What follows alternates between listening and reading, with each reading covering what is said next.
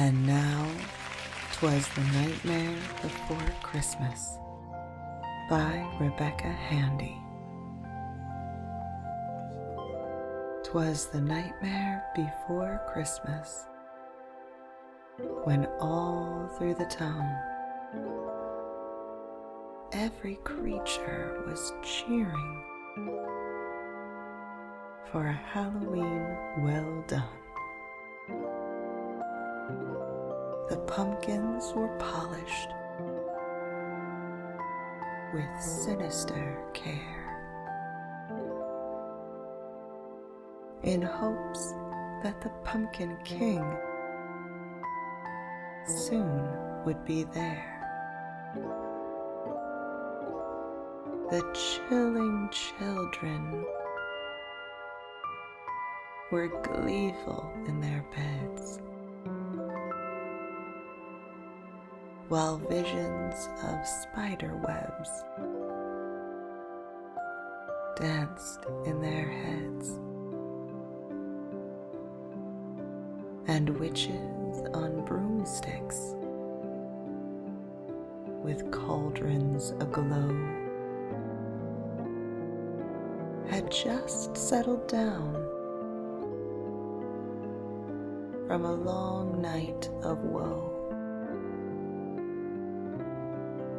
when all about town there arose such a cry. The vampires sprang in their fangs to see why. For riding in a blaze with acrobatic display appeared Jack Skellington to address the fray. But the Pumpkin King was tired of playing the same hero, so he went on a long stroll with his trusty dog Zero. The moon on the mists of the old crooked hill gave the glimmer of ghost light that made the world still. With a tired sigh and a mind full of schemes, Jack pondered his late strange and haunting dreams. More puzzled than playful, he wandered alone, confessing his wishes for something new of his own. When out in the forest there appeared such a lark, a circle of trees with odd shapes in their bark.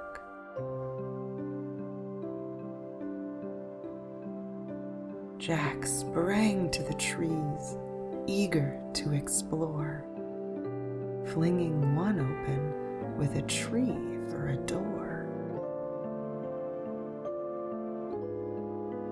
He tumbled inside in a whirlwind of light and found himself in a town so cheery and bright.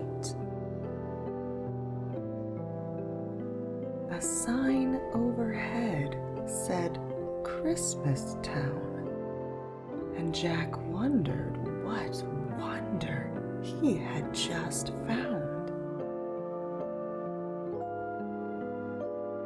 The glow of the snowflakes, the lights, and the treats delighted Jack right down to his bony feet.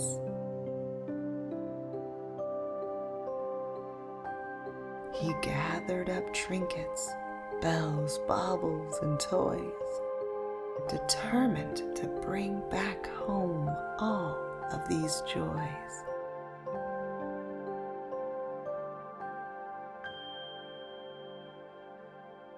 Then home he arrived with his treasures galore, and the townsfolk grew wild at the surprises in store.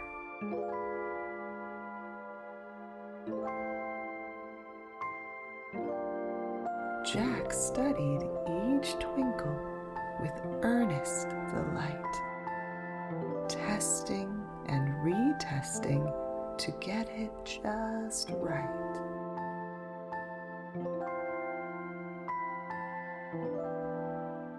Finally, he discovered the secret he sought. Why, I can do Christmas this year, he thought.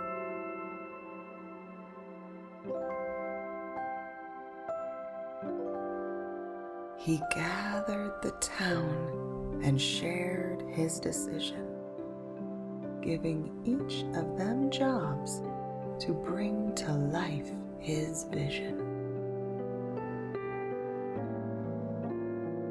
They got to work making all sorts of ghoulish fun, presents and songs and reindeer skeletons. And Sally, who sewed his Santa Claus outfit with care, tried gently to warn him of the dangers out there.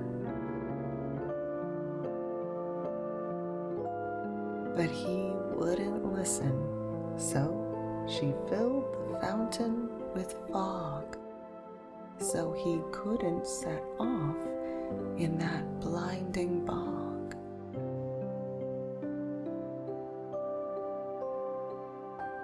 But clever Jack saw Zero's shining nose and used it to light his way as it glows.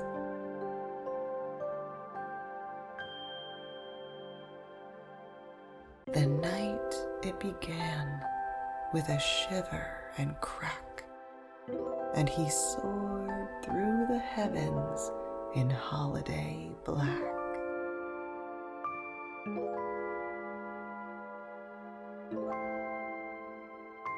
He dropped eerie presents from rooftops below, a snake for a stocking, a bat in a bow.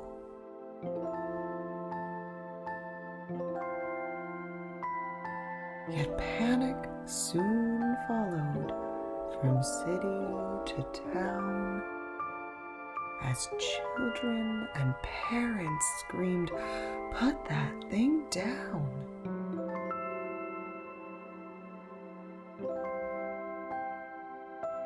The world aimed their cannons at Jack in the air, mistaking his cheer for a terrible scare.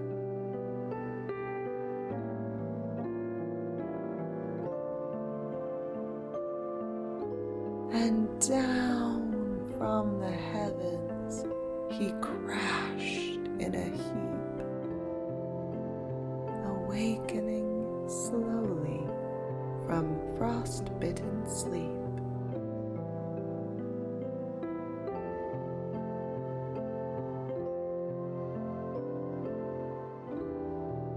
Perhaps, he admitted, Christmas is something that I am simply not the one meant to bring.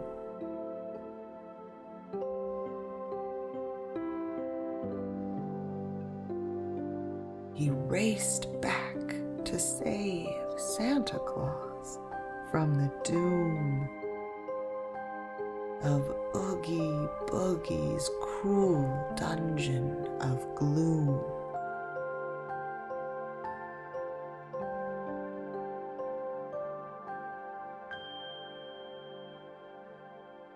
And with Sally beside him, he fought every fright to free the true Santa Claus to go set things right. Then laying a finger aside of his nose, Santa flew off to fix all Christmas woes, and snow drifted softly down on Halloween Town as joy and relief seemed to spread all around. Then Jack found Sally waiting for him in the snow and realized what he really needed to know. For this Christmas had shown him that at its core, love is the meaning that he was searching for. And so, in that snowfall, enchanting and grand,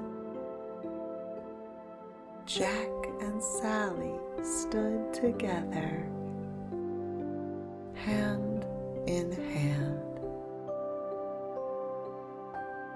and heard Santa exclaim ere he drove out of sight, "Merry Christmas to all, and to all a good night."